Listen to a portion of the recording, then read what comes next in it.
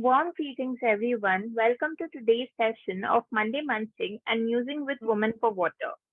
This session is conducted with the support of Water Resource Council of the Women Indian Chamber of Commerce and Industry in collaboration with W for W Foundation and media partner Counterview. My name is Anubhuti Shekhar and I am the National Youth Representative Community of Wiki Water Resource Council. I am joined by Vandana Tripathi, the National Youth Representative Research of the Wiki Water Resource Council, and Dr. Mansi Bhargav, who is currently holding the position of National President of Wiki Water Resource Council. Welcome, Vandana, and welcome, Mansi. We are glad to start the conversation, namely Monday Munching and Musing with Women for Water, which we colloquially refer as Blue Lip. The conversation is aimed to share the worries and the wisdom by the woman, for the woman, of the woman in the water sector. In here, we hope to learn about the water endeavors of the woman in a regular, disciplined manner like a masterclass. Today, in this session, we are here to listen and know more about Dr. Paromita Chakraborty. Dr. Paromita currently serves as an assistant professor and leader of Environmental Science and Technology Laboratory, SRM Institute of Science and Technology. She received her PhD in Natural Sciences from Guangzhou Institute of Geochemistry, Chinese Academy of Sciences, China, following which she completed her postdoctoral fellowship from City University, Hong Kong, and Savannah State University, USA. Given her extensive work in the water sector, she was awarded the prestigious Water Advanced Research Initiative Fellowship in the year 2017. She is also the nodal person for Special Directorate and Chemical Waste Management with special focus on POPS by CSIR, NEERI. In addition, she also serves as a specialist mentor for ACU Blue Charter Fellowship, the Universities of Commonwealth, UK. She is country coordinator for the Southern Contaminant Program, CAF, China, and proficiency testing partner for NIES, Japan. Dr. Chakraborty has received several travel grants along with Young Environmental Scientist Yoshi Environmentalist Award, Eminent Scientist Award, and Aqua Foundation Excellent Award, to mention a few. She has published over 75 articles in peer-reviewed journals with around 10 articles in Nature Index journals along with 15 book chapters. Welcome, Dr. Paromita. We are so happy to have you in today's session. Sorry for making you wait for so long. Thank you, Anubhuti, for introducing me. And thank you, Vandana and Mansi, for inviting me to this event today. I'm really super excited. And once again, thank you very much. It's really a good opportunity to interact and talk more about women in water research. Yeah. Thank you so much, Dr. Paromita. My first question to you is, how did you decide to step into the water sector, and how are you currently engaged in your water endeavor? So, a little bit of background and your current engagement. Yeah, actually, I have to tell you a small story, like how talking about this endocrine disrupting chemicals in water. It takes me long back when I was doing my master's in marine science in Calcutta University. And, we had to go for field work. So this was one day, like we were going to field work. We used to go to Sundarban wetlands, to the lower stretch of Ganges. And then it was one time, like we went to an area in a fisherman community, which is close to the Bengal and Bangladesh border area. And then, like, a lot of this fishing ponds, they were actually not in a good condition. And many of those who were dependent on those ponds for their livelihood, although they invited us as students, to have lunch with them when we went for field work, they were so nice and so good people. But because of the leather industries out there, like their fishing ponds were suffering a lot. And this is when I realized among the 12 students, MSc Marine Sciences is very selective. So very less number would be selected for a grad studies. So when we went there and we were encountering this, that made me feel like, there is something more to do about it. But that was an idea, like, okay, it is something I have to do. There was some kind of curiosity. Now, fortunately, what happened is there was a Ministry of Environment, Forest and Climate Change funding, wherein I was in Porto Novo, in Paringipetta, Center of Advanced Studies. They were doing biological oceanography, and they had a training event. They were selecting students across the country, and I happened to be there. And there I meet this one professor, Professor A.N. Subramanian, who was working with Ehime University, Japan then. And he gave a lecture on this POPs, which is persistent organic pollutants. And these are like highly carcinogenic molecules, some of those are, and they're hidden, they cannot be seen.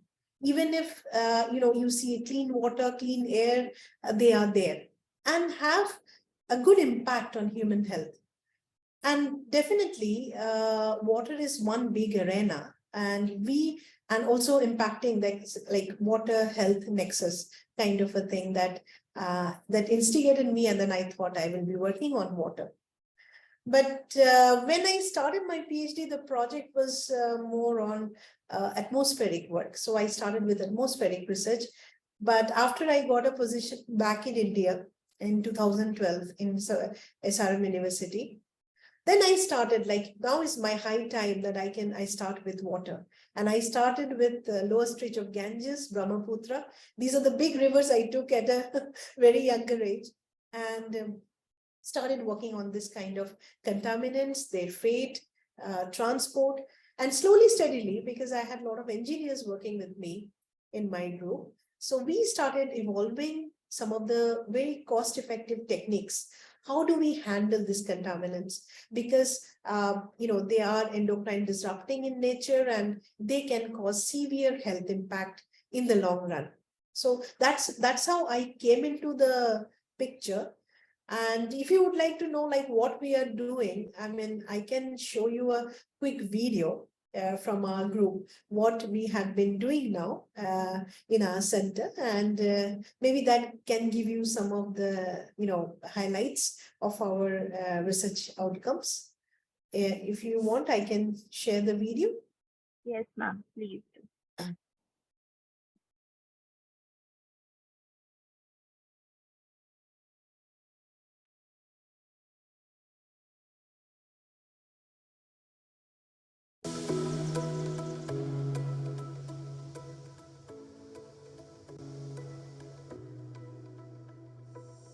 Open burning of dumped plastic is a prime factor for atmospheric emission of a cocktail of organic contaminants. And some of these contaminants are persistent in nature and are capable of long-range atmospheric transport. From our back trajectory analysis, from our atmospheric transport analysis, we have found that there is a possibility of long-range atmospheric transport from the source region to these pristine sites. Hence, there is a severe impact of these contaminants when they are openly burned in the form of waste plastic.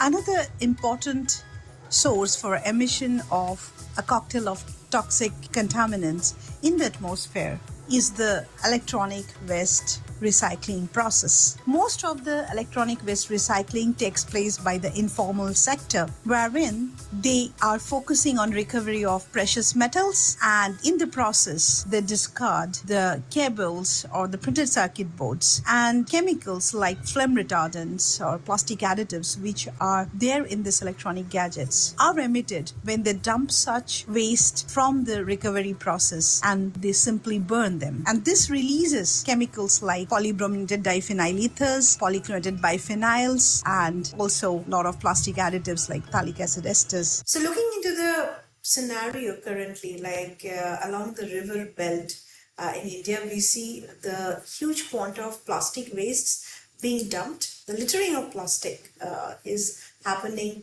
not only on the open dumps, but also along the riverine region.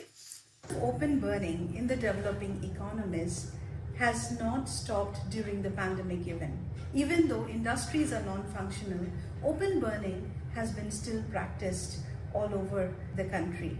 So this is our instrumentation lab where we are using GCMS, GCECD for analysis of persistent organic pollutants.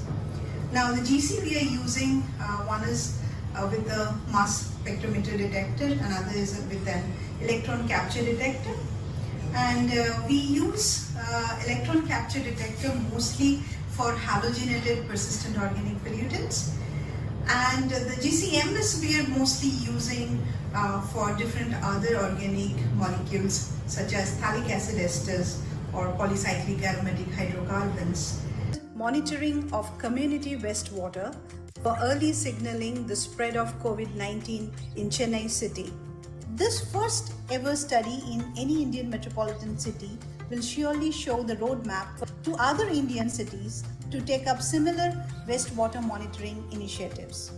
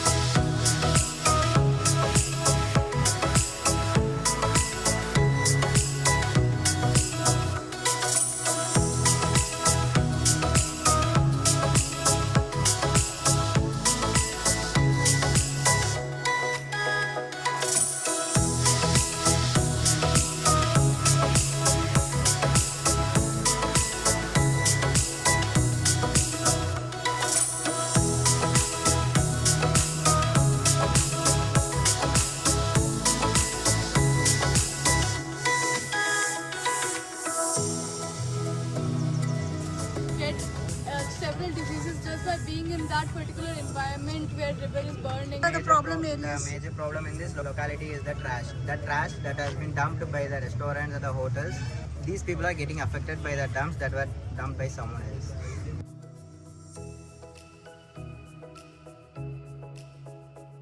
SRIST students and mentors came up with innovative technological solutions to keep the water clean or to take care of the wastewater. The most highlighted ones were the mantra pot, where the innovators have used constructed wetlands in an integrated system approach using nanomaterials and microbes to take care of a lot of contaminants within the same system. And there was another promising feature was the paver blocks, where innovators are using waste plastics as a feeler in the paver blocks and taking care that nothing comes up as plastic additives or in form of microplastics in the environment. So these were the most promising ones that were there in the technological solution aspect. Registrar Professor S. Ponusami released the water policy for SRMIST.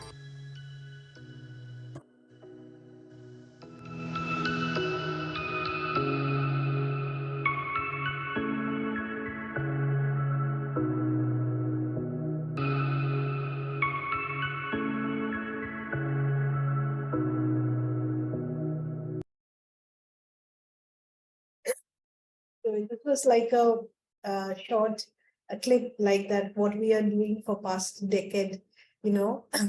through my journey of assistant prof to prof now. So yeah, a lot of students and postdocs, everybody in the group, and not only in one aspect that we are looking into the problems in the water, but we are also trying to find out some cost-effective solution. And with young engineers, we have also initiated startups so that we understand the problem commercially, bring out a solution technique. And at the same time, like we are also doing a lot of outreach programs, awareness programs, and getting into the field, trying to understand, like, because water is something that is, we are going to have a bigger crisis in multiple aspects. I have taken up only one aspect of emerging contaminants, which also includes pharmaceutically active compounds or many other compounds that in general can have variety of impacts. So these are a cocktail of contaminants that we may drink with a glass of water. And we wish that this cost-effective kind of a mantra pot goes to every household, and then everybody gets clean water and access to clean water, no matter low-income groups or high-income groups. And interesting part is many of these contaminants, it doesn't matter, whether many a times I say it, like whether we normal people or the movie star as big as Mr. Amitabh Bachchan or whoever, Rajnikant, like everybody is inhaling the same air, and that contaminant is going to the water. So the exposure level, it can have similar impact to varied socioeconomic groups. So this is what basically I'm currently doing and engaging in, along with these young minds.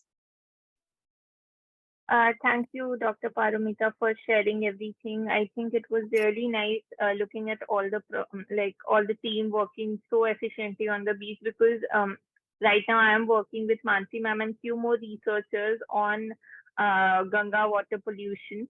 So I could relate a lot of what was happening. I couldn't understand a lot of technical things that you were showing, but I got a brief idea. I would like to know, like you're working on the plastic waste, there must be a lot of challenges that you must be facing. The challenges must be a lot of technical challenges also, but in a layman language, so that all of our viewers can understand.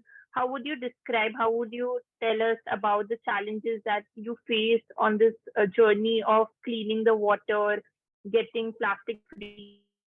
Would you like to tell us something about the challenges? Yeah, see, the first important thing is the kind of research I took up, or the area, the emerging contaminants. This is not a common area. If you say for example, I take you the example of Ganges. If you look at, publications, or if you understand the problem with Ganga, everybody would talk about the water quality, isn't it?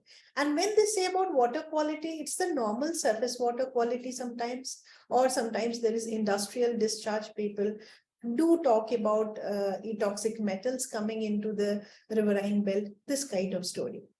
But when we started, I had an interest to start with these contaminants, including plastic additives, which has been published in a water research.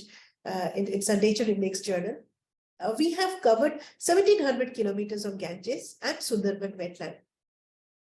So now, while we started, the first challenge with these contaminants is they are present in very low level, parts per billion. Like if you have 1 billion, and then in that one part is this contaminant. Now you can imagine the challenge. If it is, say for example, if the water is black in color or it is gray in color, you can understand, okay, in a layman terms, this is bad water, or we need to protect it, or we need to, clean it. But when the water is clean, say for example, when we started with from Haridwar, or even before Dev Prayag, that area, the water is so clean, it looks so nice. But at the same time, we are seeing some of these contaminants there, which are in that one, or say 50 parts per billion or 100 parts per billion. So the two major challenges, one is, how do we know this is there? because the instrumentation is high end.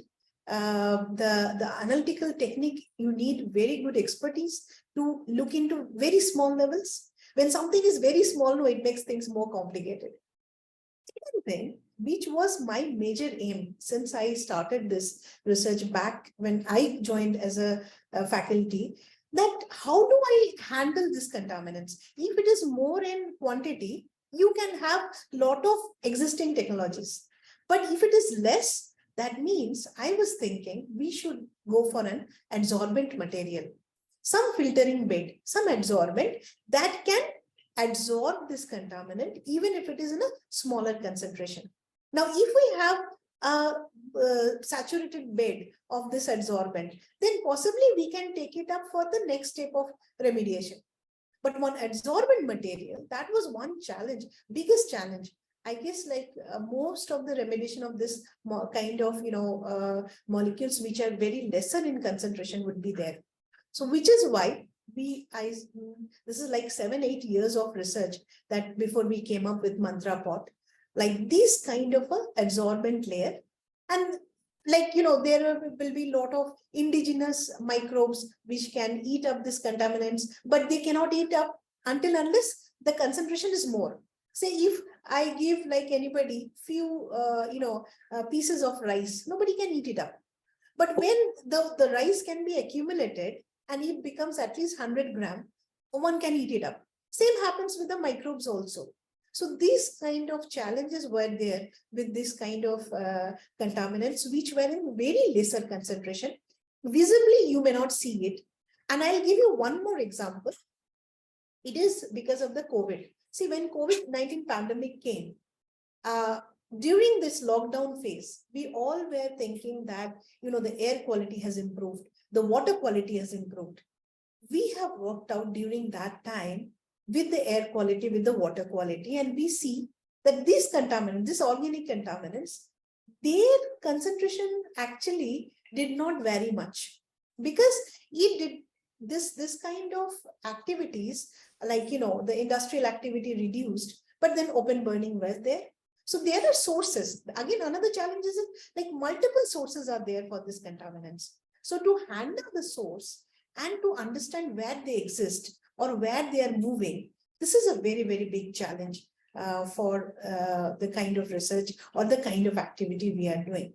Thankfully, we are a little bit successful. I won't say we are absolutely successful with our mantra pot, but we are seeing a lot of such concentrations we are able to handle with this prototype that we have come up. Well, I think Anubhuti is having a network issue. But Dr. Paromita, while you have very beautifully outlined all the technical challenges that you would have encountered in the implementation of the project, I just wanted to also understand, because this conversation is all about women and working women in this water sector. So, being a woman, how much of challenge and to what extent did you really find it? I have seen you on, really at the ground zero. So I think it would be very helpful if you could just share some of those aspects also with our audience. That is another big thing that you asked. And it was, when I joined here, I was the only female faculty. Rest of, I had all male faculty members. And then like this entire Ganges thing, I did with 2 of my female PhD scholars. Now, to talk about the challenges, firstly, for people, I have seen it like initial days, not now, but still I would say Southern India is way better. Like people accepting, like when you are trying to give an idea, in the initial days I'm talking about, when I'm giving an idea, then maybe those days it was thought like, no, like this, after Modi ji came and this Ganga story came up, right? It became so much. But in 2012, when I initiated it, and when I asked for, I want to do this, literally I had to use my summer vacation time to do the sampling. Okay. Because I was not, it was not accepted, like something like this, one should do. It was completely a new arena for them to accept both a new thing, and that too many a times a female talking about it. Initially, those things were there, but by God's grace, like, a lot of good things started happening when people started having faith. So initial days was like that. And I'll give you one example. Me and one of my junior, we were going to the Brahmaputra, and believe me or not, it was suddenly decided because we were not getting the leave and everything sanctioned. Those days I'm talking about. And then we didn't have a ticket, and I had been given like only 25,000 rupees to do this big work. And still I didn't give up. I said, no, we have to go. And when we ended up in Delhi, there was no train tickets available. You can believe in the summertime how it happens. Yeah. Before going to Brahmaputra, overnight, we were in the queue to take a Tatkal ticket. And next day we reach Guwahati in a normal train. And then again, like, I was not aware of the fact when you're going to Arunachal Pradesh, you need a special, ticket for it to enter there. In our own country, things were like that. But again, we too were two females and struggling and getting into this kind of research initiatives. So it wasn't a little bit easy in the initial phase, I would say. And even many a times when the young males who started joining the group, or even a postdoc who joined the group, like, initially they were finding it difficult to work with a professor who is a female and having so much of ambition. So it took some time to get their confidence. That I should say this. Yeah, now things are very different though, but the initial days, yeah. So I think just adding on to that front itself, like in the professional spectrum, your acceptance as a leader and your acceptance as a peer who would have a higher goal set out for herself. I mean, in professional realm, we usually visualize it even as part of a competitive strategy that, people may be skeptical about you. But on a personal front, how did you maneuver that? I'm sure back at home also there are a lot of responsibilities, and I mean, this is a typical story we are listening to many women these days, double digit kind of hours we are clocking in on a daily basis. How it has been for you, and how did you really maneuver through that as well? Maybe if you could share that. yeah, at a personal front, I don't know, I would say that I was pretty lucky that everybody was showing a good positive support. But like, when I decided that I will come back to my own country, and that time my position was pretty good in US, and nobody actually wanted, no matter who it may be at home, nobody wanted, like, you come back and you start all over again. It was a big challenge, and everybody who was used to in a good place would like to stay back there. But yeah, taking up this challenge was actually, it impacted the personal sphere also, because with this, we started our own startup, and eventually we were not very successful in the first company that for plastic recycling that we came up, because we were not typical business model people. So at a personal level, there were a lot of crisis period. Okay. And this crisis was not just financial or putting up the product in a correct place, but there was also a lot of demand required, demand of timing, like at home, in the startup, in the research. So basically, I would say those first initial 7-8 years, I don't think I had any life like to do something that I was doing earlier. Suddenly I became very busy person, like, in terms of, I'm a person who love to do a lot of curricular activities, but Yes. those had to cut short. And also, as I told you, it was a bit challenging, but then the focus is something I think which is a power of a woman. I think mostly what advantage a woman has is the focus. They don't deviate. I see all the women that I see around, all my friends, I mean, hats off to them. Like, they're wonderful women and they never lose the focus. So, and I also learned from many of them, including my mother and many people around that I came across, and it just helped me to move on, I guess. Paramita, you initially referred to Dr. Subramaniam and how his conversation was sort of inspiring you to come into the sector and really work on a very focused area. You also spoke about a supportive family as one front where, things kind of worked out for you gradual. I mean, it wasn't an immediate effort, but I think over a period is what I understood from you. That over a period, it kind of jigsaw puzzle was solved and pieces started falling in place.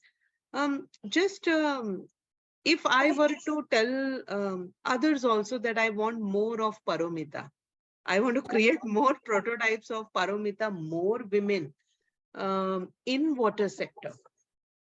I think I just want you to perhaps reflect upon your own journey and also maybe other peers whom you have observed. What are the bottlenecks which prevent us from having more Paromitas in real life? That's a very good question. First, I think one thing which I also tell my scholars, I have equal number of girls and boys working with me, and I find both are good, but the sincerity nowadays these girls are having, and I don't care, like when we are going to the field, that a girl cannot go. I don't have that attitude. So I think like the first and foremost thing is what many girls do face, one is that opportunity, that somebody to boost them up. Like Right. at certain point, I think it starts first at home as a mother.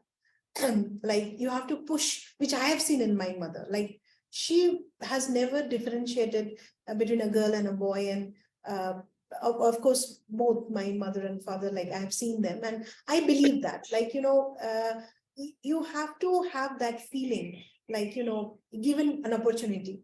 And many a times it happens, like sometimes, like when we are having pressure at home and also pressure in the in growing our career or doing something for the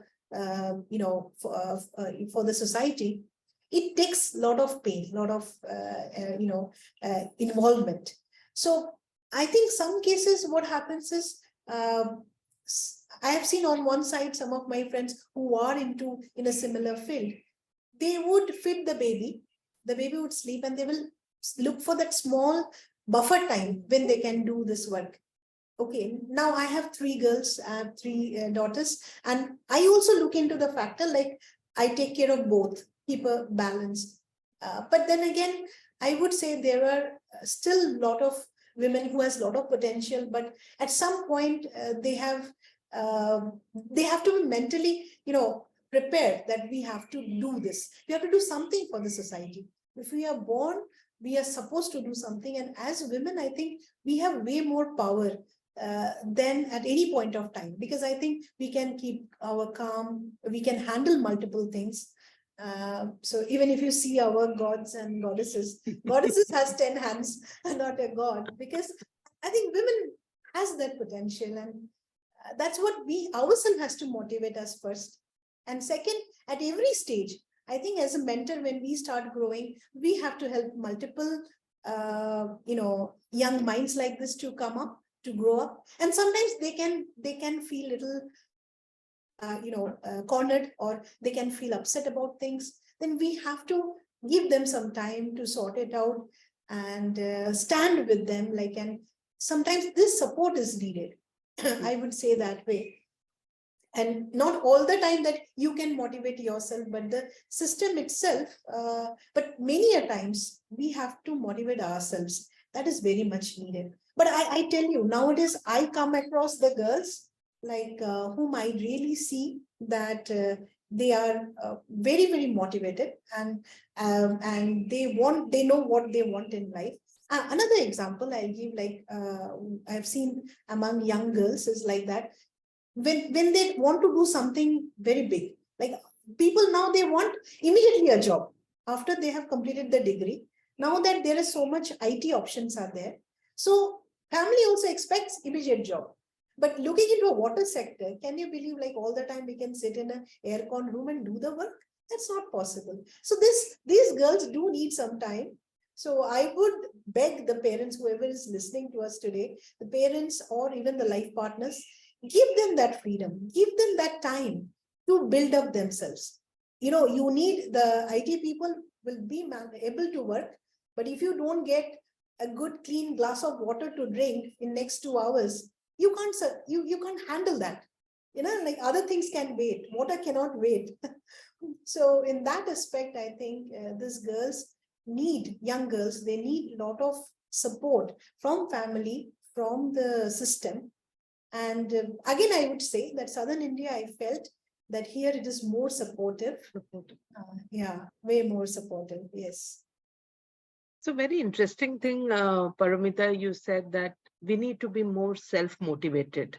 And as women, we need to encourage each other. Perhaps that's what Mansi is also striving through this Wiki Council also. And we are trying to engage with more women as and when possible. In the same line, I just wanted to understand from you, do you think that there is some kind of a skill gap also that we kind of undervalue ourselves, or as women, we feel we are still not there to maybe lead an affair? I'm referring to, you are also part of the same group, Wiki WRC, where a lot of women still wait for somebody else to sort of take the lead, even though they are being called leaders. So how can we really bring that change? And do you think there is any kind of a skills gap that perhaps we need to fill in there? And any observations on those? See, when you are asking about the skill development, I think that is needed. It is not, especially for women. Skill development is required for anybody who wants to do something, wants to climb up the ladder. So it's needed for anybody. But when it comes to women, I think like, as I was mentioning you, many a times when we step back or we don't want to take that leadership skills is lagging, that's not correct always. What I feel is what is lagging is like that kind of confidence that we will be able to make it. Okay, there are a lot of hurdles, but we will be able to make it. That confidence, many a times, it does lag, especially when you talk about this kind of water sector.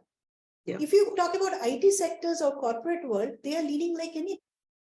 To this kind of field oriented, because again, the expectation of the person who's sitting in the front, that also sets the goal. So many times we feel like this will take long time, or this will not give us a quick outcome.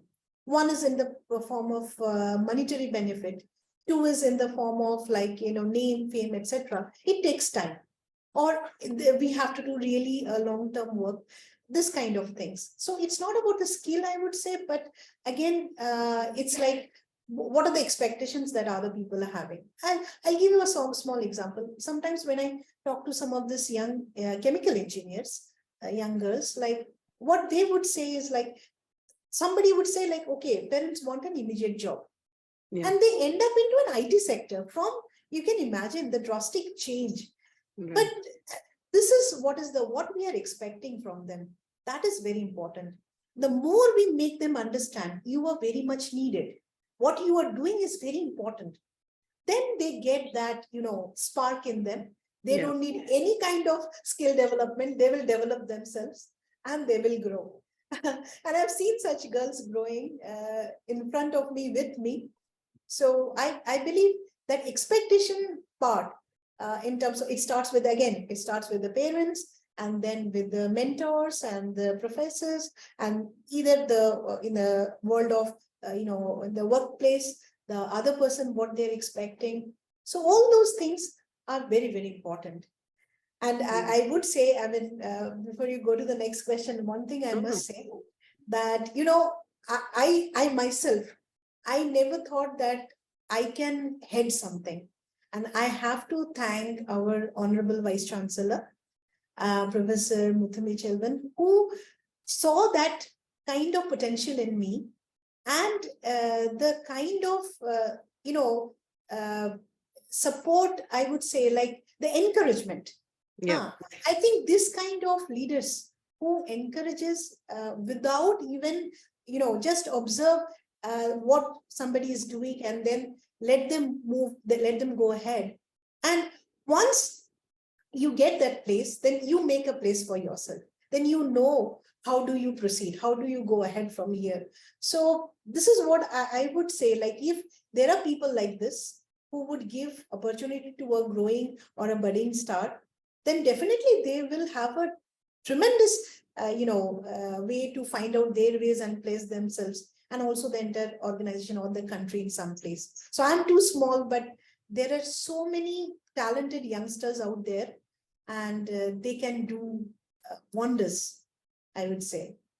I totally agree with you, Paramita. In our recent experiences also, we are seeing that women supporting women is definitely an important step, but also the other stakeholders who are involved, and often they are men, their support, their sensitization, their conditioning is also playing an equally important role in helping us, even if we are chosen a leader, but to actually be able to really lead at the in true abilities. I think that's where you have very rightfully pointed that support of others is also equally important.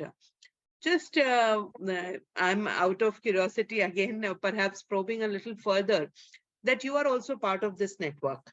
And you, in your individual capacity as a research scientist, you are already supporting various scholars, and you mentioned you are trying to balance the gender there as well. But as Wiki Council, what do you think we should be perhaps, taking charge of? How can we really make sure that women who are lesser known of, see, I've seen your citations. I mean, these are outstanding work already. And we want young scholars also to emerge into that. So what all we can do in this field through Wiki as a platform, I think if you can give us some action points there, we would be very happy to listen to you about the same. See, already I must appreciate Mansi's this initiative. Wiki, I mean, to me, like since the day I got attached to this, it gives a different flavor.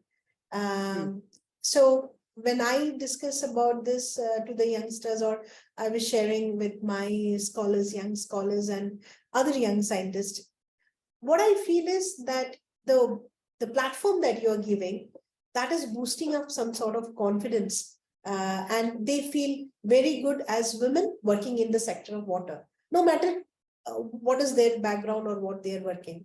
That's fantastic. In addition, I would say, like, if you can have, I know you have a lot of interactive sessions, but like if at least like once in a year, we can have a physical kind of a meeting where they can come and showcase, and these can be highlighted to to those who may not be knowing their potentials, including some of their, where they're working, those people, and even some of the family members. Maybe that can open up that, say, for example, if X is coming, maybe X, cousin can get influenced, and then the parents also can get to know, okay, X's parents have supported so much, and look at this, was this such a wonderful platform. They can do a lot, because many a times people don't understand when you talk to them, like what you do in terms of water research. People don't understand that the significance. It's very difficult for even for anybody to make them understand. So I think if one such initiative where going to the ground level and they are introducing and having a lot of interaction, that might be, because now maybe limited people are knowing about Wiki and this kind of wonderful platform. But if we have it is in a physical mode and bringing in a lot of stakeholders together, and including this, the family members and working personnels, I think that would be like a kind of a Wiki fair, annual fair kind of. It might add flavor to your the initiative that you're taking up. Yes, I feel that could be one good thing. Great. I think I would like to hear Mansi's thoughts also on this. Mansi, if you're around, please do join us in this conversation now. Thank you, Anubhuti and Vandana.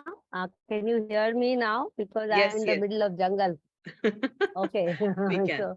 So thank you. So I don't think I will be able to first of all open my video. So this is the first time I will be talking out of video, just audio. So thanks, Paromita. As anticipated, this conversation was flowing so well, and I was really enjoying. So I'll take it up from where Vandana and you were talking about how we can really utilize this partnership towards engaging into more leadership actions. And we also tried with you also to do something in the regional workshop or something like that. But the point which you raised, I really like this at a grassroots. If we can go to more and more institutions or schools and colleges where we can talk about what it is to be in the field of water, that itself can be a major campaign and movement. And if it is done by women, and by the time if we can share what we have been doing at Wiki Water Resource Council, we can even tell people that look, we are already 70 women who are in this network, and these are strong, powerful women. So it gives lot of hope and encouragement to other women. Now, the question I'm facing here is, if we want to take up this national campaign, I don't see it can be done without really taking all the state and city representatives on board and making a plan. And of course, it was one of my dream project when we started doing this, especially when I became the president, that I will travel to all of you at least once, and then go to the near institutions possible and see how you are doing. And with you we can actually go to, let's say, a few institutes around where you have network. So I'm still trying to figure out the operationalizing of this whole campaign, because it's wonderful, or we do it on our own at our own region. But as far as fair is concerned, I completely agree with you, and we are really trying hard to have these regional fairs, and even Mamta is planning for the national Wiki Women Fair.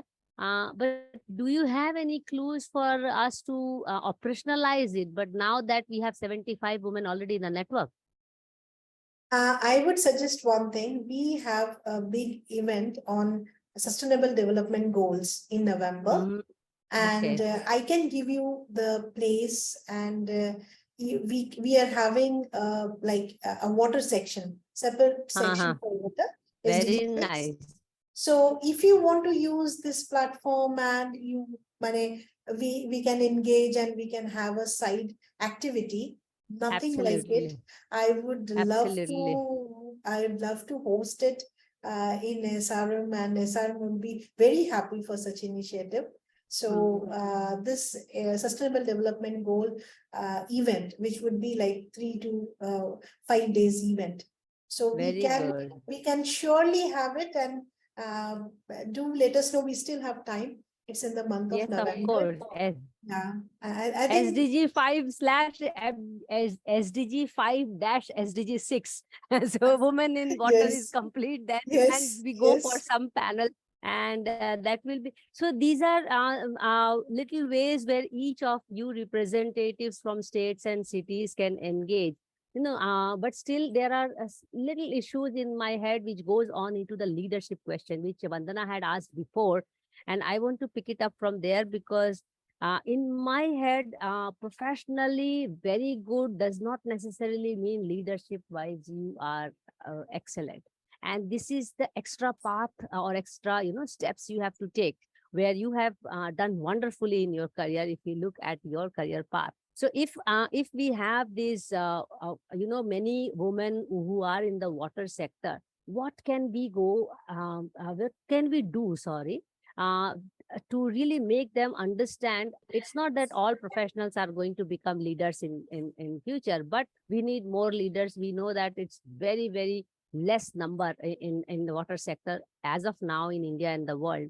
What can we do with, let's say, women already in the water sector? What extra skills we need to tell them? And I think we need some tangible skills which are required, which I think as network we can also do them. Capacity building. I remember we did it in Haryana regional workshop, art of public speaking, art of presentation. So some things like this, what are those extra skills which are required to become a leader out of a professional? See that this is also like, leadership, water is a broad sector. Yes. So I feel like the leadership also comes one who is trying to take it up as an entrepreneur, which is Yes. also possible, like coming up with a product and then marketing their product and making the product. Say, for example, like one of my scholar wants to do Mantra Pot as her startup initiative. So when somebody is taking up, that is one sector. But then again, there can be something else also, like somebody who is working in the sanitation sector. The leadership skills, what you mean is like certain things are though common, like one has to improve like the normal leadership skills, like how one has to groom oneself to be a leader and to handle lot many under them. That's true. But at the same time, in what arena they want to develop themselves. So it will slightly differ. It will, I think, slightly differ.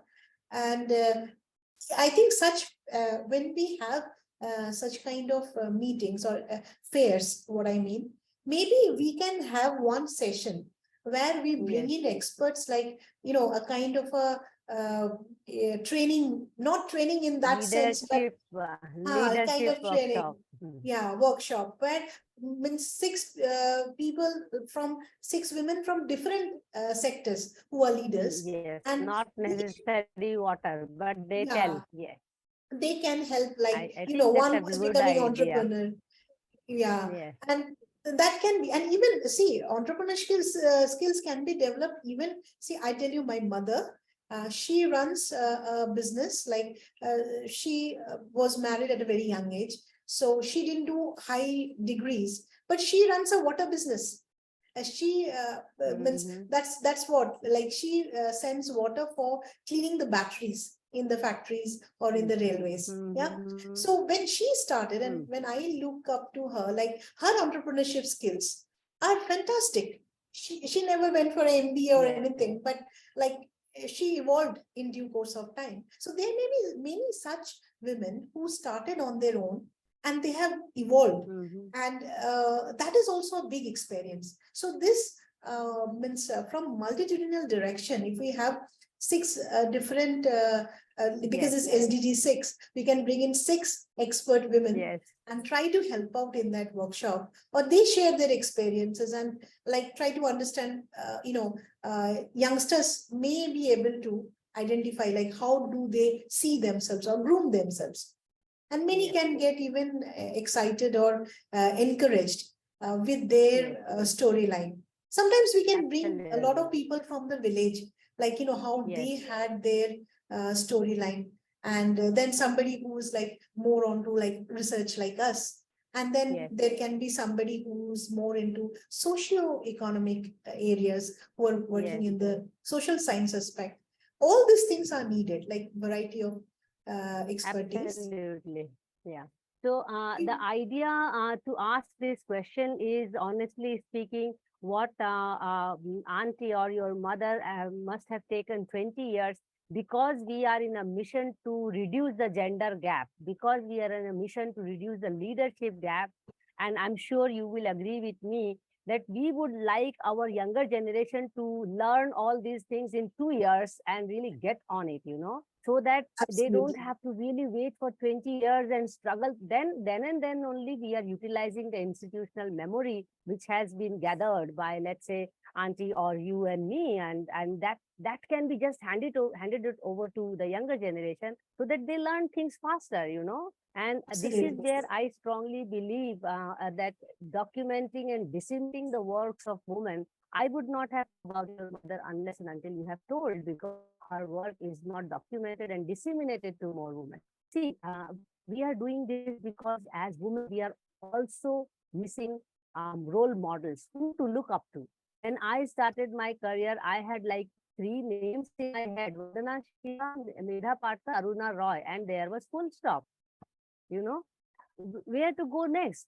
Because if you are looking at it as an option, if I have 100 men to look at leadership, I am already being that, having that inherent desire to do something good for the society, at some point in time, I'm demotivated that there are not enough women. So maybe, am I able to do it or not?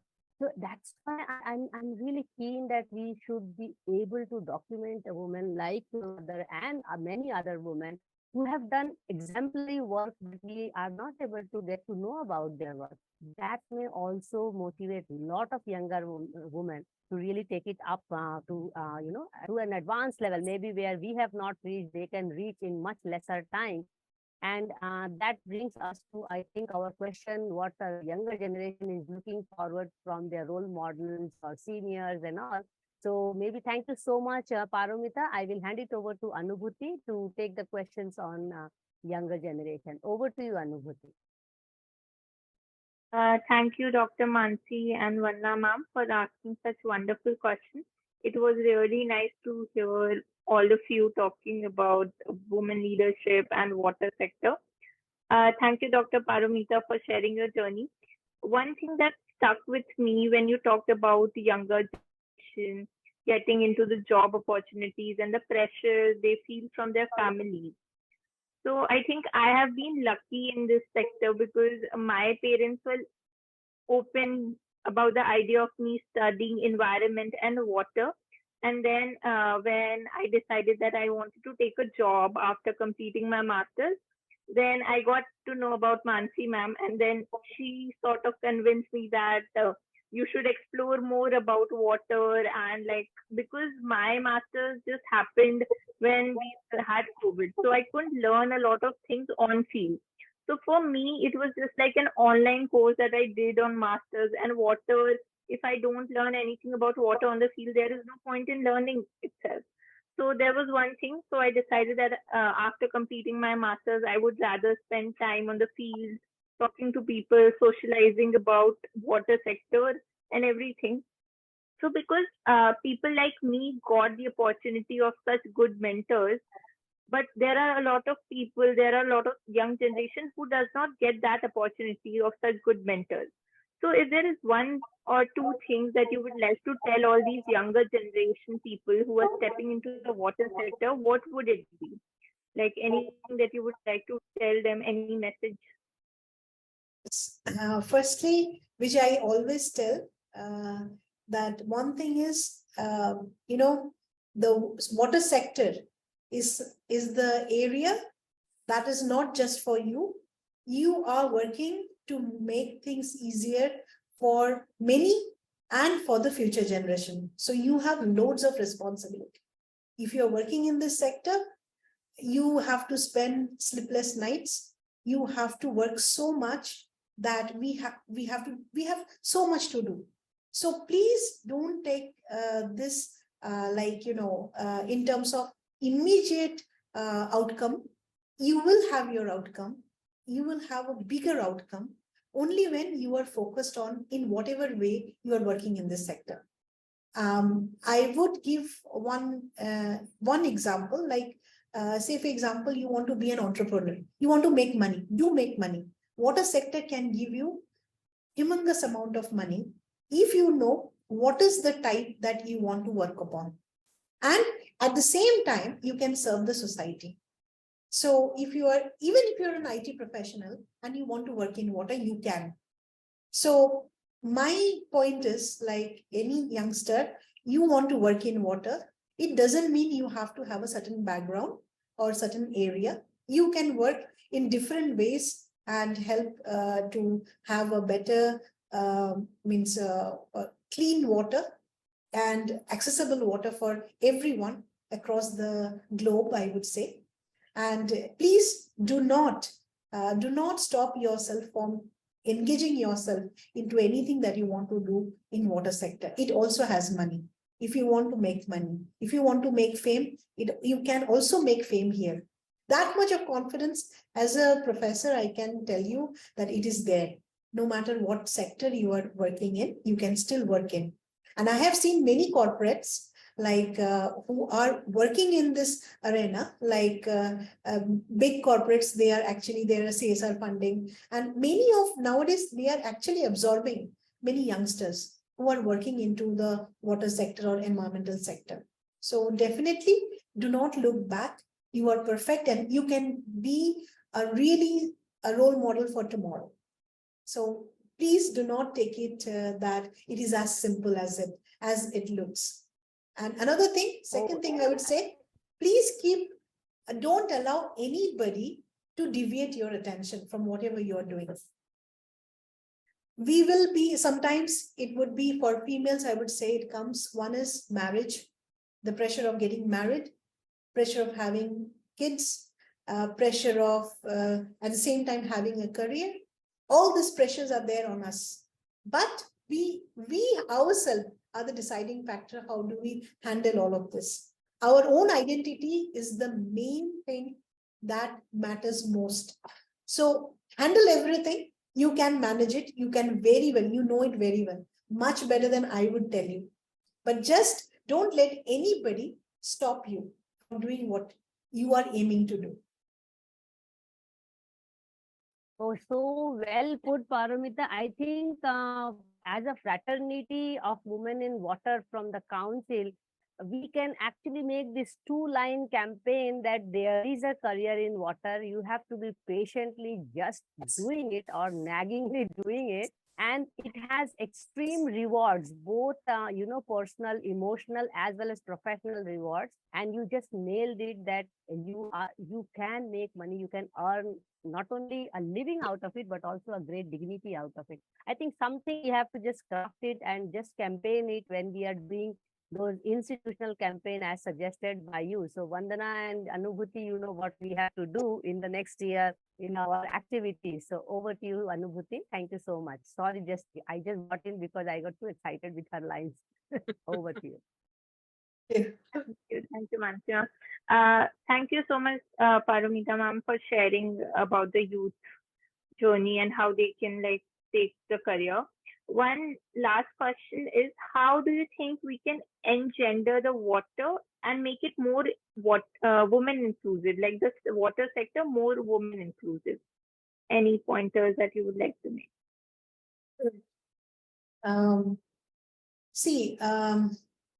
Water sector, if you say I take it a little bit, it may sound a bit dramatic, but which is true. For me, again, I will just go back. My love towards water has come with the river Ganga. Yeah. And she is feeding all of us and the major source of fresh water for the country. Which is why I'm so much attracted to rivers, and they are mostly, of course, Brahmaputra is a male river, but then we have most of the rivers, they are like mother.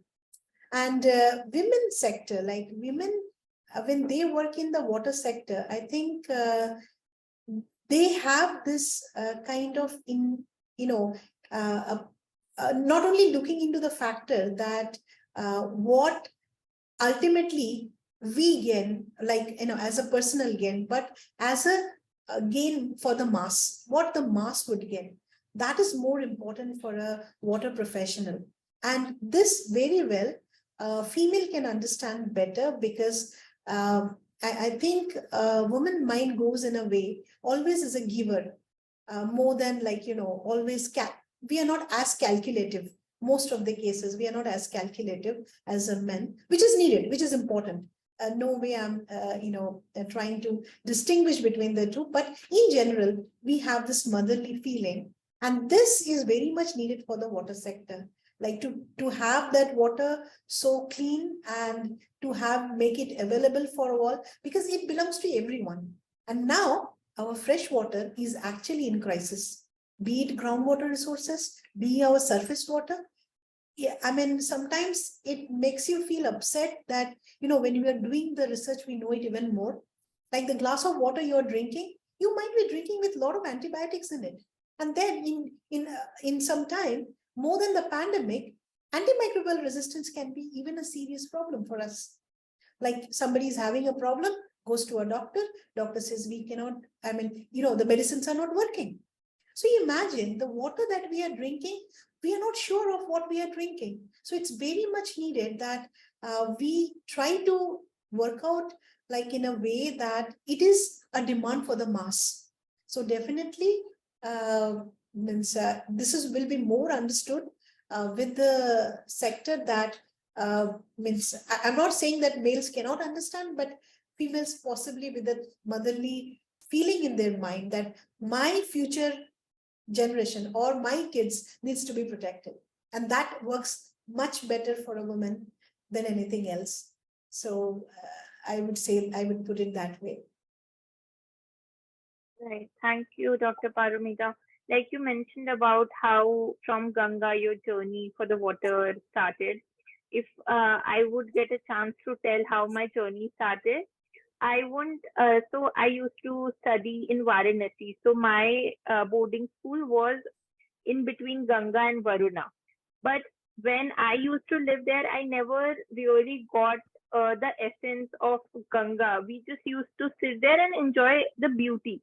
I never used to think in that perspective that even if we used to see all the wastewater or anything, but we didn't think in that sense. But when I completed my like bachelor's and when I started reading a lot of things, then I could actually relate all the things that I've seen over the years. So like it's like a journey that we learn from all the things that we have gone through. So like I think environment or water, all these subjects are something that there is never a time that you need to learn. You can learn at any point of day, any point of year, any year. So with that, I would like to end the session. Thank you so much for joining us. May you remain an inspiration to all of us. We are so grateful to have learned about your water endeavors. May you continue to share all the water activities that you do. Please keep us posted with all the things that you do with your young professionals. We would be happy to see. We look forward to the coming Mondays to learn more about women and water. We will continue with the Monday Munching and Musing on every Monday at 5 p.m. For regular updates, please follow our social media platform. Thank you. Do take care. Bye. See you soon. Thank you. Thank you so much, Paramita. It was wonderful.